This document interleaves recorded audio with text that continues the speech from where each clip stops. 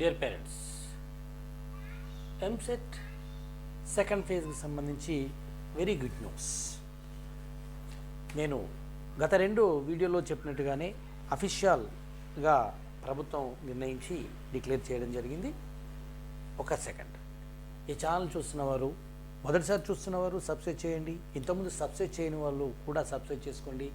నా ఛానల్ని లైక్ చేయండి, మీకు నేను ఇచ్చే సమాచారం ఉపయోగపడుతుంది అనుకుంటే. అదేవిధంగా నా ఛానల్ని ఇతరులకు ఉపయుక్తంగా ఉంటుందనుకుంటే ఇతరులకు కూడా షేర్ చేయండి. ఎవరైతే ఇప్పటివరకు సబ్స్క్రైబ్ చేసుకోలేదో తప్పకుండా సబ్స్క్రైబ్ చేసుకోండి. మీకు మరిన్ని మంచి విషయాలతో ముందుకు వస్తాను. మరిన్ని కొత్త వీడియోలు మీ పిల్లలకి ఉపయుక్తంగా ఉండే విధంగా, మీకు మార్గదర్శకంగా ఉండే విధంగా నేను వీడియోలు తయారు చేస్తానని మీకు హామీ ఇస్తూ మీ కూరపాటి మోహన్. ఓకే, ఇష్యూలోకి వెళ్దాం. బీటెక్ సెకండ్ ఫేజ్కు సంబంధించి ప్రభుత్వం భారీగా సీట్లను అందించింది. మనం చూసినట్టయితే ఈ సంవత్సరం తొలి విడతలో ఉన్న వాటికంటే 2640 సీట్లను కలిపి ఇవ్వడం జరిగింది. అయితే ఇక్కడ మనం గుర్తుంచుకోవాల్సిన విషయం ఏంటంటే, మొదటి విడతలో మనకు మొత్తం సీట్లను 75,200 కేటాయించడం జరిగింది. ఇప్పుడు భారీ పెరుగుదల జరిగింది. ఇంకోటి 75,200 సీట్లలో 59,941 55,941 మాత్రమే సెల్ఫ్ రిపోర్టింగ్ చేయడం జరిగింది. అంటే దాదాపు మనకు 20,000 మంది సెల్ఫ్ రిపోర్టింగ్ చేయలేదు.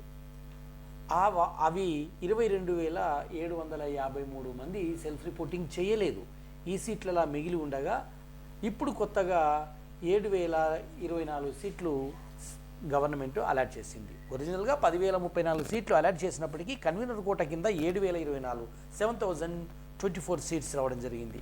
అంటే ఇక్కడ మనకు పరిశీలించి చూసినట్టయితే సెకండ్ విడత కోసము భారీగా సీట్లు మిగిలాయి. అవి ఏ కోర్సులో అంటే CSC, CSM, CSD, CSI, AIML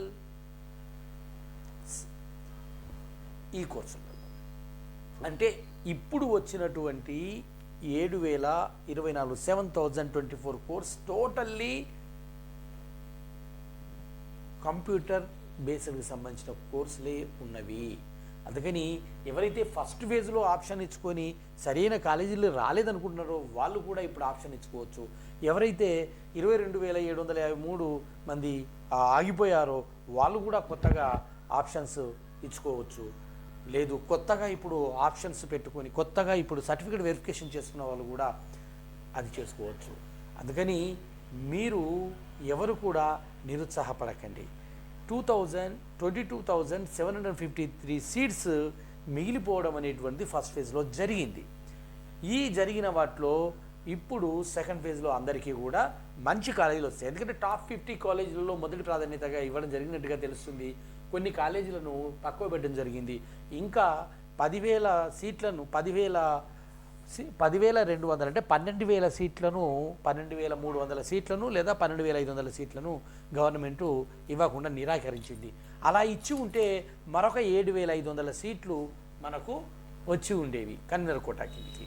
అంటే మనం గతంలో చెప్పుకున్నట్టుగానే మనకు అధిక మొత్తంలో కంప్యూటర్ సైన్స్ సీట్లు ఉండేవి. అయితే ఇప్పుడు డిమాండ్ ఈసీఈ, ట్రిపుల్ఈలకి డిమాండ్ ఉంది. కొద్దిమంది మంచి కాలేజీలో ట్రిపుల్ఈ చేయాలి, ఈసీఈ చేయాలనుకునే వాళ్ళకు సీట్లు దొరకని పరిస్థితి కనిపిస్తుంది. ఎందుకంటే ఇక్కడ 10,000 సీట్లను రద్దు చేసుకొని ఎవరైతే కంప్యూటర్ సైన్స్ కంటే సివిల్, ఈసీఈ, ట్రిపుల్ఈ, మెకానికల్ను రద్దు చేసుకుని ఏదైతే కంప్యూటర్ సీట్స్లోకి వచ్చారో వాటిని అందరినీ కూడా గవర్నమెంట్ కన్సిడర్ చేయలేదు. కొద్దిమందినే కన్సిడర్ చేసింది. ఎవరిని ఎందుకు చేసింది అనేది మనకు తెలియదు. అది మనకు అనవసరం కూడా.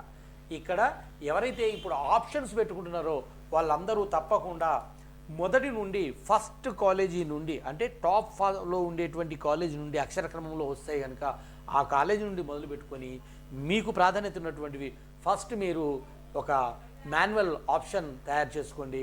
ఇలా మాన్యువల్ మళ్ళీ ఇప్పుడు మీరు మాన్యువల్ ఆప్షన్ ఫామ్ ఇలా కనిపిస్తుంది మీకు. ఈ మాన్యువల్ ఆప్షన్ ఫామ్లో ఫస్ట్ మీరు ఫిల్ చేసుకోండి, ఏ కాలేజీలో పెట్టుకోవాలి. ఆల్రెడీ మీరు ఇప్పుడు ఆప్షన్స్ ఇచ్చుకున్నప్పటికీ కూడా మీకు ఇచ్చిన కాలేజీని పక్కన పెట్టేసి మిగతా వాటన్నిటికీ మీరు ఈ మాన్యువల్ ఆప్షన్ కాలేజీలో డిస్టిక్ కోడ్, కోర్స్ కోడ్ అనేది మీరు ఫిల్ చేసుకున్నట్టయితే, ఈ ఫిల్ చేసుకొని మీరు దీంట్లో ముందు అది ఆప్షన్ తయారు చేసుకోండి. తయారు చేసిన తర్వాత మీకు 2 రోజుల టైం ఉంది. ఈ 2 రోజుల కాలంలో మీరు తప్పకుండా వీటిని చేసుకోండి. ఇటు తర్వాతనే మీరు ఆప్షన్స్కి వెళ్ళండి. ఎందుకంటే మీకు బెస్ట్ ఆపర్చునిటీ 29,777 సీట్లు. అంటే ఎవరైతే 50,000 లోపు ఉన్నారో వాళ్ళకు మంచి సీట్ రావడానికి అవకాశం ఉంది. అంతేకాదు 50,000 కాదు,